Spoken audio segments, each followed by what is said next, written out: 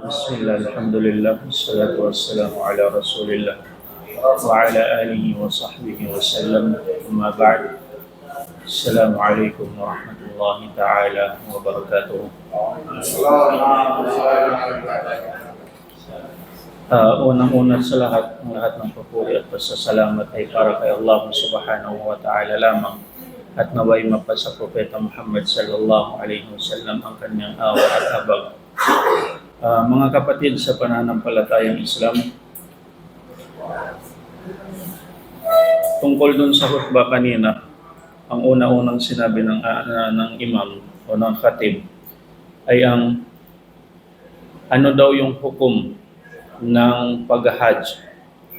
Sinabi niya, sabi ng mga scholars, lahat ng hukom sa pag-hajj ay wajib sa isang beses.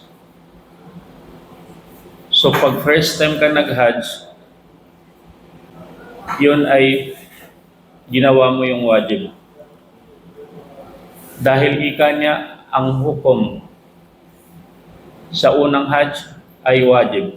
At ang pangalawa, for the second time, third time, fourth time, o kahit ilang pa man na nakapag-hajj ka uli, yun ay sunnah na lang. Nagets po ba natin?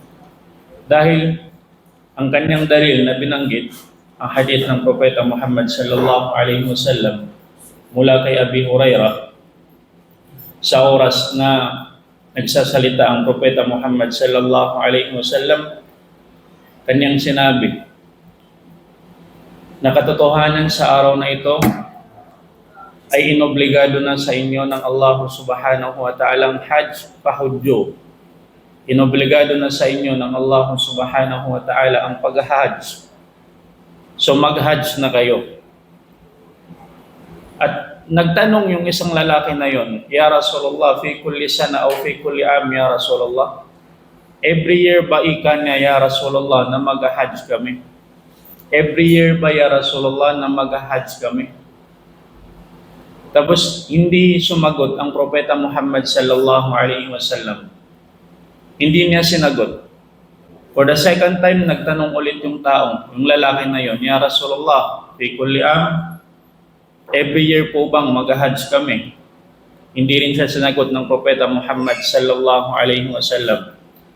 At for the third time, tinanong niya ulit ang Propeta Muhammad sallallahu alaihi wasallam, fi kulli amin, Ya Rasulullah, every year po ba kami, Ya Rasulullah, mag-hajj?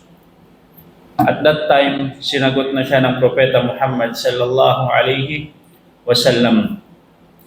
At sinabi sa kanya ng Propeta Muhammad sallallahu alaihi wasallam, law qultu na'am, lawajabat.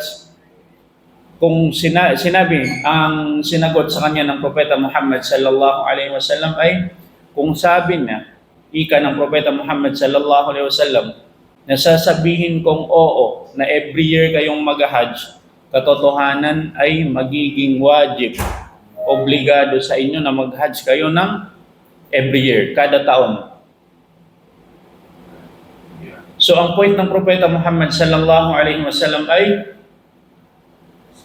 isang beses lang. Kasi sabi niya, law qultu na'am lawajabat lamastata'tum. Kung sinabi kong oo, sa mga sinagot ko yung tanong mo na oo, katotohanan na magiging wajib ang hukom ng pag-hajj every year, at katotohanan na hindi niyo yun kaya. Hindi niyo kayang mag-hajj every year. So hindi sinagot ng Propeta Muhammad sallallahu alaihi wasallam ang kanyang tanong, kasi takot yung propeta na maging obligado sa atin lahat every year na mag-hajj tayo. Pero ginawa lang ng Propeta Muhammad sallallahu alaihi wasallam ng isang beses. Pagkatapos sinabi ng Propeta Muhammad sallallahu alaihi wasallam, thumma qala dharuni ma taraktukum. Sabi ng Propeta Muhammad sallallahu alaihi wasallam, pabayaan niyo na ako kung ano yung mga sasabihin ko sa inyo.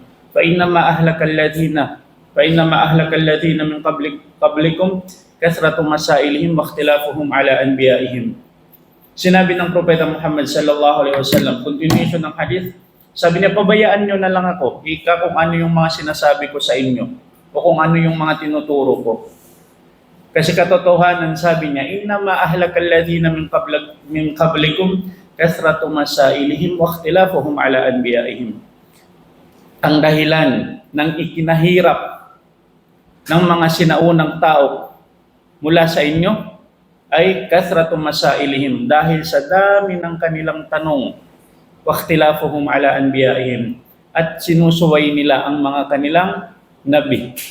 Sinusuway nila ang mga nabi na ipinadala ng Allah subhanahu wa ta'ala sa kanila. Ganito yung utos ng nabi, ganito yung gusto nila. Ganito yung sinabi ng nabi, ganito yung gusto nila. Naging dahilan na nahirapan sila sa kanilang relihiyon. Pinahirap sa kanila ng Allah subhanahu wa ta'ala. Sa hadith na ito, mga kapatid, sa pananampalatayang Islam, akramakumullah, may mga bagay na makukuha tayo. Unang-una sa lahat, al-hajj, fariidatun. Katotohanan na ang pag-hajj ay wajib. Yun na yung hadith ng propeta, yung una niyang sinabi. Katotohanan ng hajj, sabi niya ay, ayyuhan nas, qad furida alaykumul hajj fahujju. Katotohanan na wajib na sa inyo ang pag-hajj, pag-hajj kayo. Yun yung unang makukuha natin sa hadith na ito. Aral sa hadith na ito ay ang sinabi ng propeta Muhammad sallallahu alaihi wasallam na katotohanan ng hajj ay wajib. Ang pangalawa ay as-sukutun nabawi. An ijabati ar-rajul mubasharatan kana ta'liman wa tadbiran. Ang hindi pagsagot ng propeta Muhammad sallallahu alaihi wasallam sa isang lalaki ay isa yun sa mga pagtuturo sa atin ng propeta Muhammad sallallahu alaihi wasallam. Dahil alam natin ang propeta Muhammad sallallahu alaihi wasallam ay maraming paraan ng kanyang pagtuturo. Hindi lang sa pagsasalita. Sa mga gawain ng propeta Muhammad sallallahu alaihi wasallam, yun ay turo din sa atin ng propeta Muhammad sallallahu alaihi wasallam. At ang pangatlo na makukuha nating aral sa hadith na ito ay ang katotohanan na ang relihiyong Islam ay sobrang dali. Hindi tayo pinahihigpitan ng ating relihiyong Islam. Maliban na lang sa mga oras na paparamihin na natin ang ating tanong at hindi na natin susundin kung ano yung utos ng Allah at utos ng propeta Muhammad sallallahu alaihi wasallam. Klaro po ba? Yun yung first point na sa khutbah kanina. Ang second is al-hajj bighayri tasrih. Ang pag-hajj nang walang permit.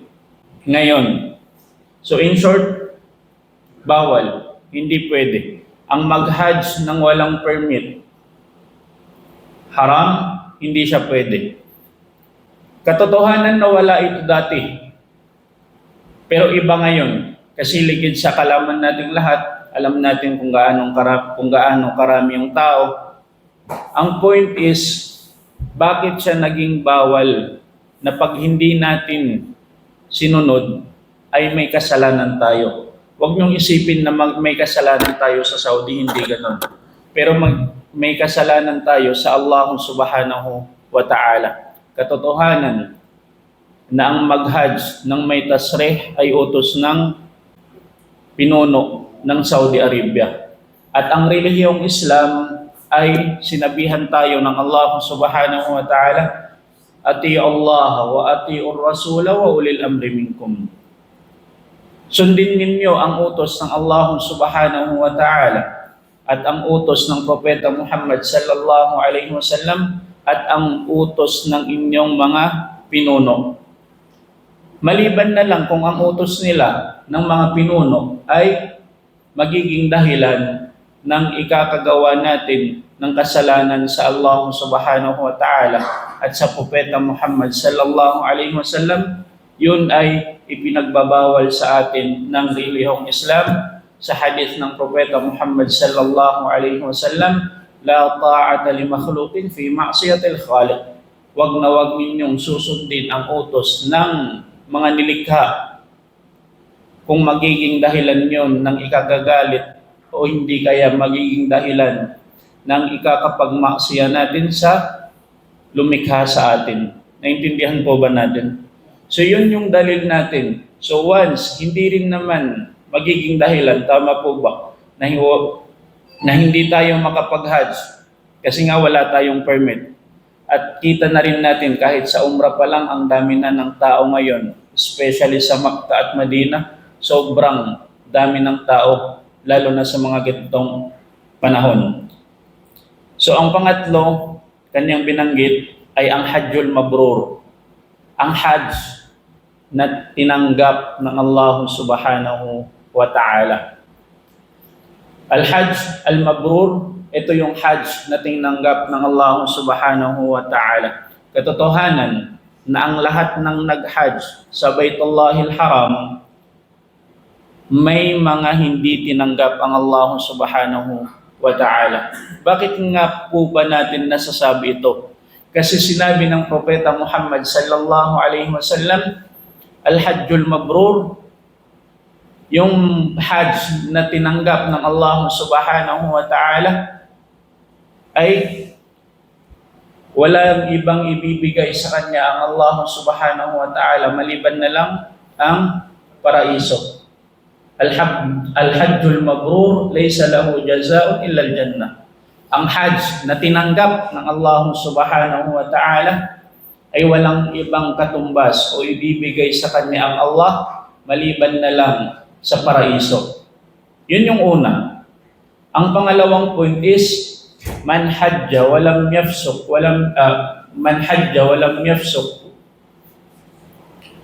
Sinabi ng Propeta Muhammad sallallahu alaihi wasallam sa kanyang hadith, man hajja walam yafsuq. Sino-sino ang nag-hajj at hindi siya gumawa ng kasamaan, hindi siya nagsalita ng masama, hindi siya gumawa ng masama. Ano nga po ba yung mga salitang masasama? Andito na po lahat, al-qila wal-qal, an-namima, ang sabi ni ganito, sabi ni ganyan, ang namima, ito yung ano, ganito, ang istihza, ang pagbubuli sa isang tao while na nasa hajj ka. So lahat ng salitang masama, hindi lang pagsisinungaling, ang sabi ni ganito, ang sabi ni ganyan, ganito daw, ganito, ganyan, yun ay mga pinagbawal ng Propeta Muhammad sallallahu alaihi wasallam at ang mga gawaing masasama. So lahat ng masasamang alam natin na gawain, yun ay hindi pwedeng gawin, especially pag ikaw ay nag-hajj. Sinabi ng Propeta Muhammad sallallahu alaihi wasallam, yun yung sinabi niya, man hajja walam yafsuq walam yarfuth raja'a kayawmin waladatsu ummuhu. Hindi siya nakagawa ng kasalanan while sa ihram, sa pag-hajj siya, uuwi siya sa kanyang bansa, sa kanyang bahay, kayawmin kawaladatsu ummuhu. Uuwi siya ng kanyang bahay, kanyang bansa, na parang kakapanganak pa lang sa kanya ng nanay niya.